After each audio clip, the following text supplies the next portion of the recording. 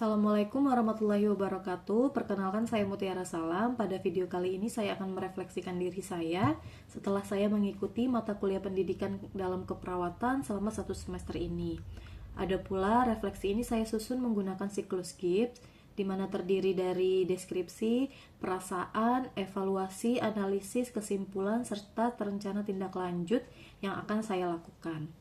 Pengalaman yang saya refleksikan ketika mengikuti mata kuliah pendidikan dalam keperawatan adalah ketika saya mempelajari hal-hal baru, di mana salah satu contohnya adalah peran perawat sebagai nurse educator, teori belajar, outcome based education, interprofessional education, dan banyak hal baru lainnya yang saya pelajari. Salah satu pengalaman yang paling berkesan adalah ketika saya dan kelompok diminta untuk menyusun rancangan pembelajaran dengan situasi kasus tertentu, di mana dalam tugas tersebut kami tidak hanya menyusun materi, tetapi kami juga harus menentukan tujuan pembelajaran, memilih metode, mengevaluasi hasil dari pembelajaran itu.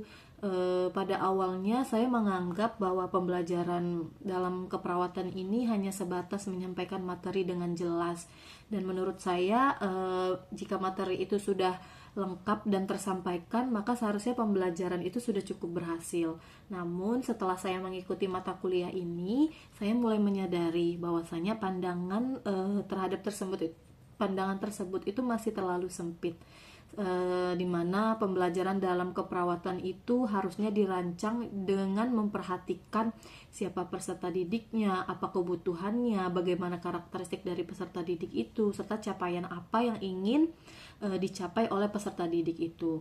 Dan saat mengikuti proses pembelajaran ini, saya sebenarnya sering cukup bingung dan sedikit kewalahan, karena sebenarnya banyak konsep-konsep baru yang baru saya pelajari, seperti yang saya sebutkan di atas, contohnya experiential learning, learning needs, dan banyak hal baru lainnya.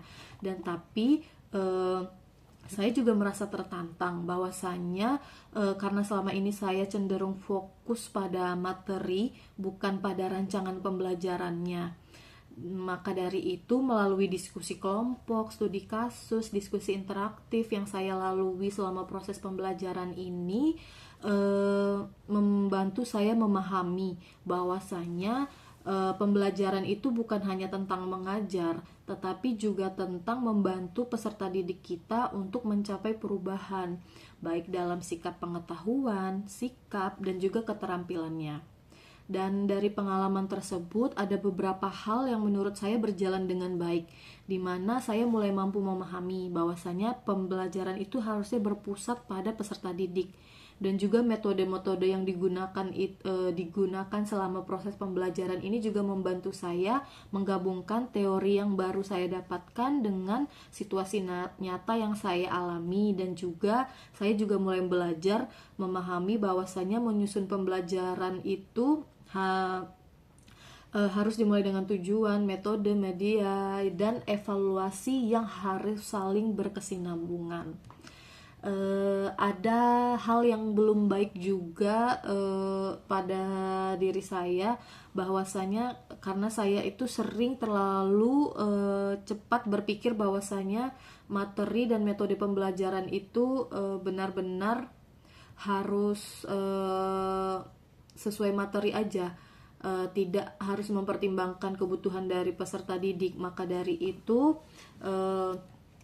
dengan pembelajaran ini saya akan belajar bahwasanya menyusun tujuan pembelajaran itu harus yang spesifik dan juga terukur, dan tidak hanya dalam kalimat umum seperti peserta didik memahami materi, seperti itu.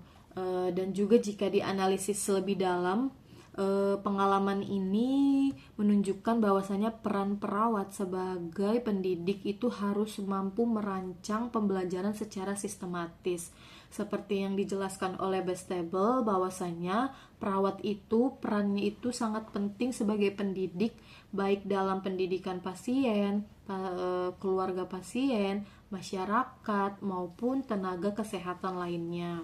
Dan juga perlu mempertimbangkan bahwasanya pembelajaran yang efektif itu perlu mempertimbangkan dari kebutuhan pendidik, Maksud saya kebutuhan dari peserta didik itu sendiri, kesiapan belajarnya, metode yang sesuai untuk peserta didik kita, dan juga hasil evaluasi.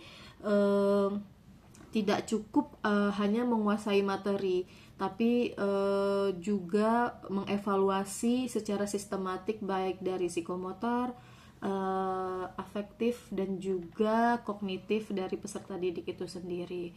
Selain itu, mengenai konsep outcome based education, di mana ini sangat relevan dengan pengalaman saya yang juga ditegaskan menurut Harden bahwasanya outcome based education itu menekankan bahwasanya dalam suatu pembelajaran itu harus dimulai dari capaian atau hasil akhir apa yang ingin kita capai oleh peserta didik kita. Maka dari itu, sebelum menentukan metode, media, strategi, kita juga harus menentukan terlebih dahulu capaian apa yang akan dicapai. Contohnya jika misalnya kita ingin peserta didik mencapai pembelajaran yang komunikatif, interaktif, peka budaya, maka metode pembelajaran ceramah itu tidak cukup. Maka mahasiswa itu juga perlu diberi kesempatan untuk berdiskusi, beranalisis, dan juga menyusun rancangan serta mendapatkan umpan balik. Nah, dari pengalaman ini saya menyimpulkan bahwa pembelajaran dalam keperawatan itu bukan hanya tentang materi, tapi tentang merancang pengalaman belajar yang bermakna, di mana seorang perawat pendidik harus mampu memahami peserta didiknya, terutama mengenai kebutuhan apa, menyusun tujuan yang jelas, memilih metode yang tepat, menggunakan media yang sesuai, serta melakukan evaluasi untuk mengetahui apakah tujuan dari pembelajaran kita ini tercapai. Kedepannya saya akan memperbaiki cara saya untuk menyusun pembelajaran serta memahami kebutuhan perawat sebagai nurse as educator ini. Yang pertama, saya akan menganalisis karakteristik dari peserta didik, merancang pembelajaran yang lebih spesifik dan terstruktur, dan juga akan terus belajar dan juga belajar untuk membuat metode pembelajaran yang sesuai. Dan juga saya akan berusaha untuk menggunakan refleksi diri ini secara rutin untuk mengevaluasi kekurangan dan memperbaiki proses dalam pembelajaran saya berikutnya. Mungkin sekian dari refleksi saya selama mengikuti mata kuliah pendidikan dalam keperawatan. Lebih dan kurangnya mohon maaf. Assalamualaikum warahmatullahi wabarakatuh.